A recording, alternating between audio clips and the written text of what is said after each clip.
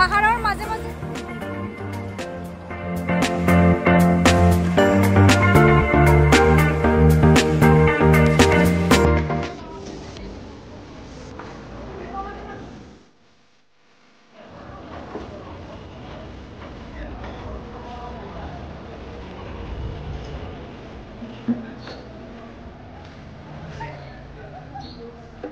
Hello everyone, কি খবৰ আপোনালোকৰ? আশা কৰো সকলো ভালে আছে।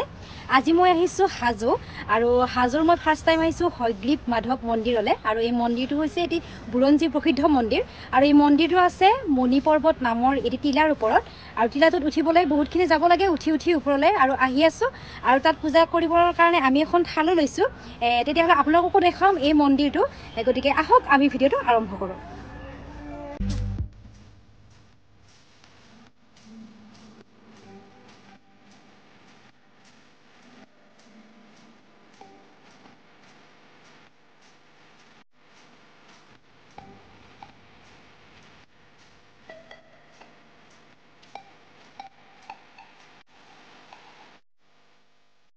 ইয়াত ফাৰ্স্ট টাইম গৈ আছো চাকি ধূপ জ্বলাবলৈ ইয়াত চাকি ধূপ জ্বলাব লাগিব আৰু তাৰপিছতে আমি হয়গ্ৰীব মাধৱ মন্দিৰৰ মূল মন্দিৰটোলৈ যাম।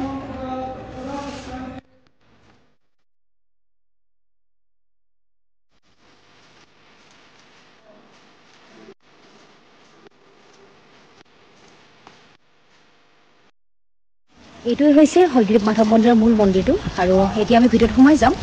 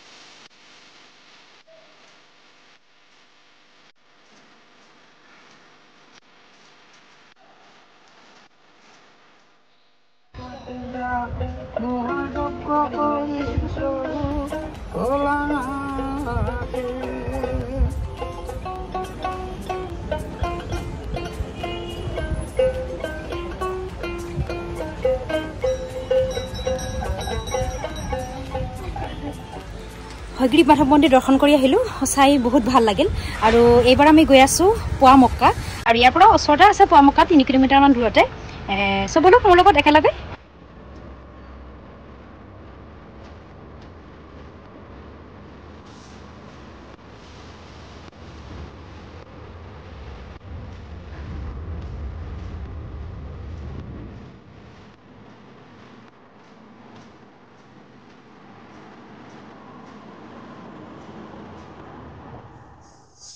আমি আহি আছো পুৱামক্কালে আৰু পাহাৰৰ মাজে মাজে আহিব লাগে এই পুৱামক্কালে আসলে বহুত ধুনীয়া লাগিছে পাহাৰৰ মাজে মাজে আহি আৰু যেহেতু পুৱামক্কাখন পাহাৰতে অৱস্থিত গৰুৰাচল পাহাৰত অৱস্থিত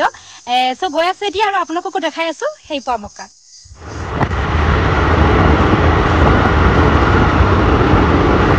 ইমান ধুনীয়া নেচাৰেল বিউটি পাহাৰৰ মাজে মাজে পুৱামক্কালে গৈ আছো আপোনালোকো আহিব কেতিয়াবা বহুত ধুনীয়া লগাতে হয় দেই সঁচাকে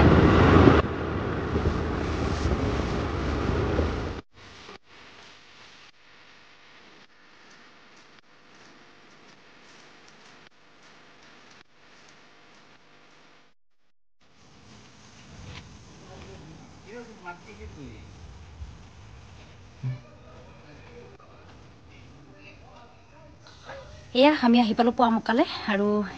আমি ধূপ ললো মম ললো আৰু যাম এতিয়া ভিতৰলৈ পোৱামক্কালে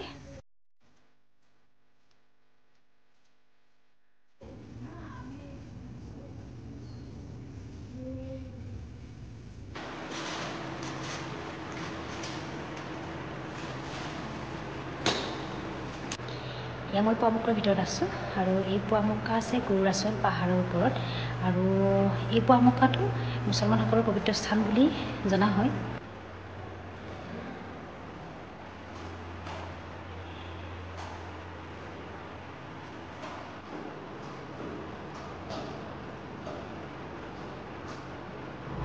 এয়া আহি আছো পাহাৰৰ মাজে মাজে সঁচাকে বহুত ধুনীয়া লগা ঠাই হয় ইমান ধুনীয়া নেচাৰেল বিউটি আহিব পৰা আপোনালোকো হাজোলে এনেকে পোৱামক্কা চাব পাৰিব হয়গ্ৰীৱ মাধৱ মন্দিৰ চাব পাৰিব কেদাৰ মন্দিৰ চাব পাৰিব আৰু কেদাৰ মন্দিৰটো পাহাৰৰ মাজতে হয় সঁচাকে বহুত ধুনীয়া লাগিছে দেই আচলতে বুজাব নোৱাৰা এক অনুভৱ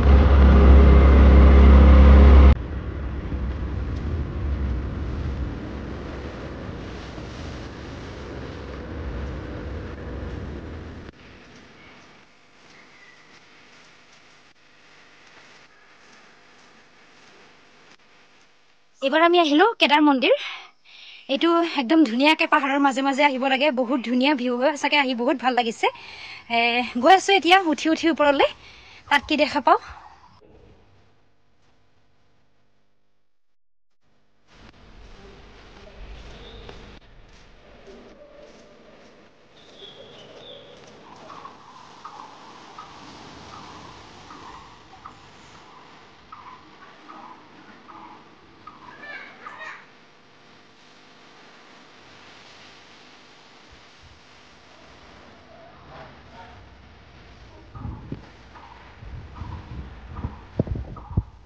এইটো হৈছে এটি পৌৰাণিক মন্দিৰ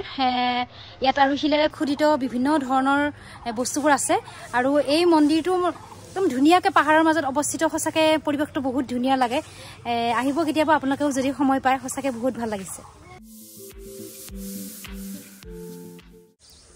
কেদাৰ মন্দিৰত যোৱাৰ ৰাস্তাটোতে আমি শিৱৰ সাগৰ থকা মন্দিৰটো দৰ্শন কৰিলোঁ আৰু জানিব পাৰিছোঁ যে এই সাগৰটোৱে বোলে 15 বছৰৰ মূৰে মূৰে নিজৰ পজিশ্যন চেঞ্জ কৰি থাকে আচলতে নাজানো কিন্তু কোৱাহে শুনিছোঁ চাওক আপোনালোককো সাগৰটো দেখাই আছোঁ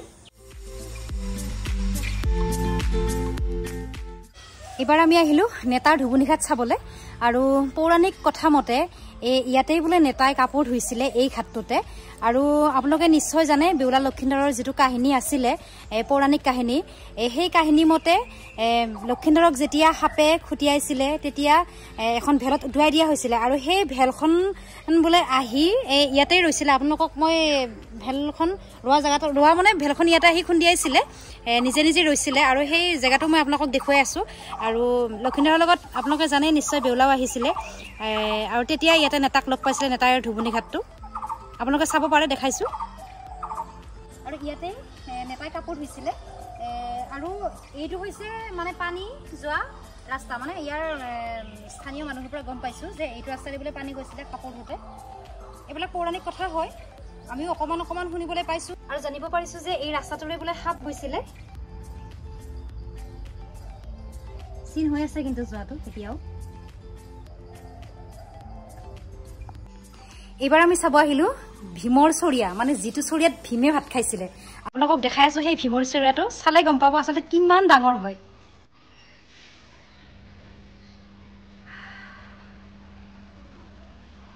এই চৰিয়াটো কিন্তু বহুত ডাঙৰ আচলতে কেমেৰাত সৰু সৰু দেখি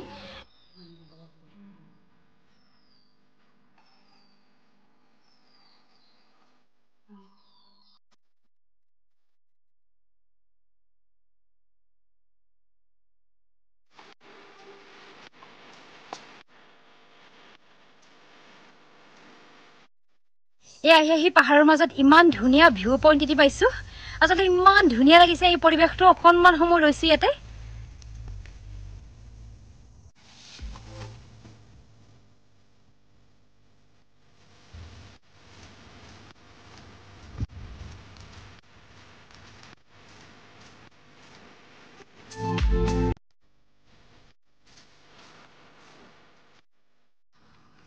পঞ্চতীৰ্থ নগৰী হাজোলৈ আহি আজি সঁচাকৈ বহুত ভাল লাগিল ইয়াত 5খন তীৰ্থস্থান আছে সেইকাৰণে পঞ্চতীৰ্থ বুলি কোৱা হয়